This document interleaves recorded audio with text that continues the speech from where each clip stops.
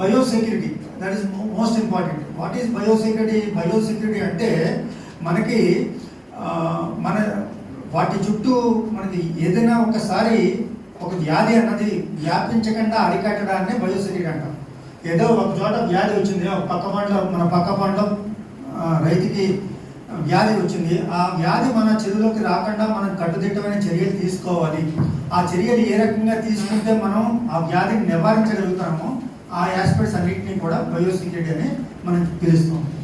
So failure to adopt proper biosecurity leads to diseases.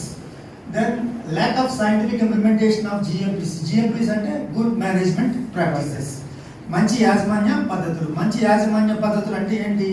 ఏ పద్ధతులు మనం పాటిస్తున్నామో చెరువు తయారీ దగ్గర నుంచి మన పంట హార్వెస్ట్ చేసే వరకు కూడా మనం పాటించే యాజమాన్య పద్ధతులు, నిర్వహణ పద్ధతులు ఏవైతే బాగుంటాయో ఆ పద్ధతులు బాగున్నప్పుడే మనకి మంచిగా రావడానికి అవకాశం, పంట బాగా విజయవంతం కావడానికి అవకాశం ఉంటుంది. కాబట్టి సరైన ఇంప్లిమెంటేషన్ చేయకపోతే కనుక ఈ యాజమాన్య పద్ధతుల్ని మనం ఫెయిల్ అవడానికి అవకాశం ఉంటుంది.